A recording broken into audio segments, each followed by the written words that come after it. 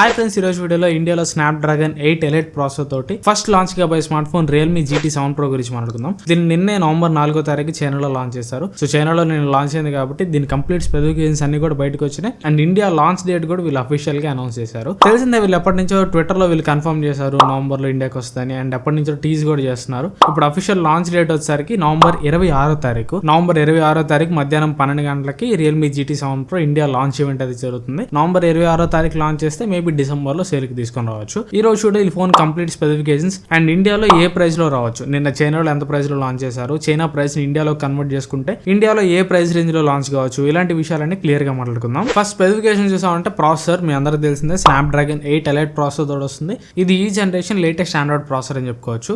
And ఇండియాలో Snapdragon 8 elite processor తోడు వచ్చే మొట్టమొదటి ఫోన్, ఫస్ట్ ఎవర్ ఫోన్ కూడా Realme GT 7 Pro. And display వచ్చరికి 6.78 inch Samsung Eco 2 OLED panel తోడు వస్తుంది. ఇది ఫ్లాట్ ప్యానల్, కర్వ్డ్ డిస్ప్లే అయితే కాదు, ఫ్లాట్ డిస్ప్లే తోడు వస్తుంది. కాకపోతే డిస్ప్లే కి కొద్దిగా 2.5D ఎఫెక్ట్ ఇవ్వడం కోసం డిస్ప్లే పైన top edge of the display కి మైక్రో క్వాడ్ కర్వ్ ఫినిష్ అయితే ఇస్తారు. అంటే ఒక ఫ్లాట్ డిస్ప్లే కి ఇలా సైడ్స్ స్మూత్ చేయడానికి డిస్ప్లే పైన టాప్ లేయర్ లో 4 సైడ్లు sides and top bottom micro quad curve finish అయితే ఇస్తారు. దీనివల్ల డిస్ప్లే కొద్దిగా స్మూతర్ ఎక్స్పీరియన్స్ అయితే వస్తుంది.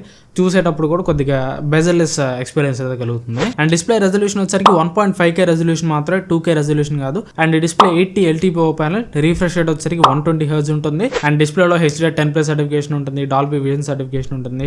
పీక్ బ్రైట్నెస్ 6000 nits అని వీళ్ళు చెప్తున్నారు. హై బ్రైట్నెస్ మోడ్ లో దాదాపు 2000 nits వరకు బ్రైట్నెస్ వస్తుంది. డిస్ప్లేలో మీకు కావాల్సినవి కూడా ఉంటాయి. ఫ్లాగ్షిప్ లెవెల్ డిస్ప్లే అని చెప్పుకోవచ్చు ఇది. అండ్ కెమెరాస్ వచ్చరికి back side triple camera setup ఉంటుంది. ప్రైమరీ కెమెరా 50 మెగాపిక్సెల్ కెమెరా, ఇది సోనీ IMX906 సెన్సార్ అంట. And secondary camera 8 megapixel ultra wide angle camera ఉంటుంది. ఈ ఫ్లాగ్షిప్ ఫోన్ లో కూడా 8 megapixel ultra wide angle camera ఏందో నాకు అర్థం కావట్లేదు. And third camera 50 megapixel telephoto camera ఉంటుంది. ఇది సోనీ IMX882 సెన్సార్. దీని యూస్ చేసి మీరు 3x వరకు ఆప్టికల్ జూమ్ చేసి ఫోటోస్ తీయచ్చు, 6x వరకు కూడా లాస్లెస్ జూమ్ చేయొచ్చు అంట. బ్యాక్ సైడ్ ప్రైమరీ కెమెరా అంటే మెయిన్ కెమెరాని యూస్ చేసి 8K 24 FPS వరకు వీడియో రికార్డ్ చేయొచ్చు. మిగిలిన 2 cameras telephoto camera and ultra wide angle camera నుంచి 4K 60 FPS వరకు వీడియో రికార్డ్ చేసుకోవచ్చు. ఫ్రంట్ కెమెరా వచ్చేసరికి 16 మెగాపిక్సెల్ కెమెరా తోడు వస్తుంది.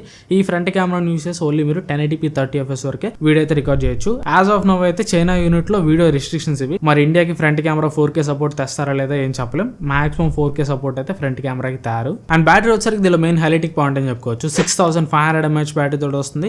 120 వాట్ ఫాస్ట్ ఛార్జింగ్ సపోర్ట్ చేస్తుంది. దీనిలో వైర్లెస్ ఛార్జింగ్ అయితే ఉండదు. ఇక్కడ బ్యాటరీ అయితే మరీ 6500 mAh బ్యాటరీ. మరి చూడాలి వెయిట్ డిస్ట్రిబ్యూషన్ ఎలా చేస్తారు. సో దాదాపు మనకున్న ఇన్ఫర్మేషన్ ప్రకారం దీని వెయిట్ అయితే 222 grams అంటే 222 grams ఉంటుందంట. 222 grams అనేది ఓకే అని చెప్పుకోవచ్చు. కాకపోతే ఈ మధ్య కాలంలో వచ్చే ఫోన్స్ అన్ని కూడా 180 grams 190 grams వచ్చేస్తున్నాయి. అలాంటిది 222 grams మరి ఎక్కువ బ్యాటరీ ఇచ్చేసారా ఏం అర్థం కావట్లేదు. సో బ్యాటరీ లైఫ్ ప్రయారిటీ, కొద్దిగా ఎక్కువ బ్యాటరీ కావాలంటే ఆ వెయిట్ విషయంలో మనం సాక్రిఫైస్ చేయక తప్పదు. ఇదైతే కొద్దిగా వెయిట్ అయితే ఎక్కువ ఉండదు. అండ్ ఇక మిగిలిన ఫీచర్స్ గురించి మాట్లాడుకుంటే స్టీరియో స్పీకర్స్ వస్తుంది. 3.5mm హెడ్ ఫోన్ జాక్ అయితే ఉండదు. బ్లూటూత్ 5.4 సపోర్ట్ చేస్తుంది. Wi-Fi 7 సపోర్ట్ చేస్తుంది. NFC సపోర్ట్ ఉంటుంది. అండ్ USB పోర్ట్ USB 3.1 ఇస్తారా, 3.2 ఇస్తారా, లేదంటే 2.0 ఇస్తారా ఇవేం మనకు తెలియదు. అండ్ ర్యామ్ వచ్చరికి LPDDR5X ర్యామ్ తోడు వస్తుంది. UFS 4.0 స్టోరేజ్ తోడు వస్తుంది. And security purpose in display finger print sensor ఉంటుంది. And IP rating IP69 rating తోడు వస్తుంది. ఇవి ఓవరాల్ ఈ ఫోన్ స్పెసిఫికేషన్స్ అయితే. ఇది ఫ్లాగ్షిప్ లెవెల్ ఫోనే కానీ కొన్ని కాంప్రమైజ్ అయితే నాకు అనిపించినాయి. First of all display resolution ఆ ప్రైస్ లో మనకి కాంపిటీషన్ లో OnePlus లో కానీ ఐక్యూలో కానీ 2K రెజల్యూషన్ డిస్ప్లేస్ మనం చూస్తాం. దీనిలో 1.5K రెజల్యూషన్ ఉంది. ఇది ఒక కాంప్రమైజ్.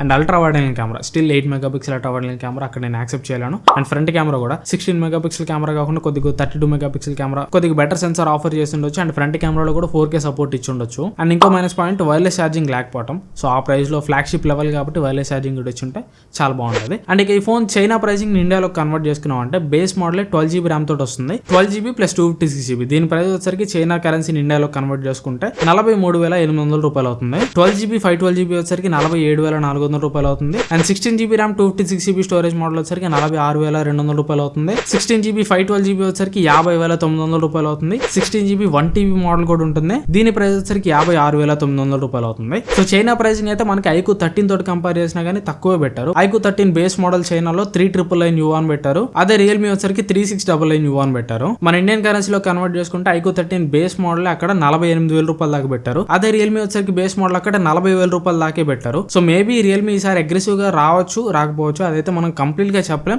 చైనా ప్రైసింగ్ ఖచ్చితంగా ఇండియాలోకి మనం కన్వర్ట్ చేసుకోలేం. ఒకటైతే పక్క, దీని ప్రైస్ అయితే ఖచ్చితంగా వీళ్ళు 55,000 నుంచి 60,000 రూపాయల మధ్యలో పెడతారు. నేను అనుకుంటుంది ఏంటంటే సేమ్ యాజ్ iQOO 13 వీడియోలో iQOO 13 ప్రైసింగ్ ఎలా ఉండొచ్చు అని చెప్పాను. సేమ్ రియల్మీ ప్రైసింగ్ కూడా అంతే ఉండొచ్చు. బేస్ మోడల్ దాదాపు 60,000 రూపాయలు ప్రైస్ పెట్టచ్చు. విత్ కార్డ్ ఆఫర్స్ అయితే మాత్రం 55, 56 ఆ ప్రైస్ లో లాంచ్ కావచ్చు నేను అనుకుంటున్నా. అండ్ ఇంకా కొన్ని రూమర్స్ ప్రకారం ఈసారి రియల్మీ ప్రైస్ ఎక్కువ పెడుతుందని కూడా కొన్ని రూమర్స్ అయితే వస్తున్నాయి. బేస్ మోడల్ 65,000 రూపాయల దాకా వెళ్ళొచ్చంట without any card offers. Card offers తో కలుపుకొని 60,000 రూపాయలకి లాంచ్ చేయొచ్చంట. బట్ రియల్మీ ఆ ఫూలిష్ స్టెప్ అయితే ఏదనుకుంటున్నా, ఎందుకంటే 50,000 రూపాయల పైన రియల్మీని ఎవడు అక్కడ దేకడు. అక్కడ మ్యాక్స్ ఐక్యూ 13 అండ్ OnePlus 13 బాగా హైలైట్ అవుతాయి. సో అందుకనే దీని ప్రైస్ మాక్సిమం తక్కువే పెడతారని నేనైతే అనుకుంటున్నా. నేను ఎక్స్పెక్ట్ చేస్తున్న ప్రైసింగ్ వచ్చేసరికి without any card offers base model 60,000 రూపాయలు పెట్టచ్చు. కార్డ్ ఆఫర్స్ తో కలుపుకొని 55,000 రూపాయలకి తెస్తారని నేను అనుకుంటున్నా.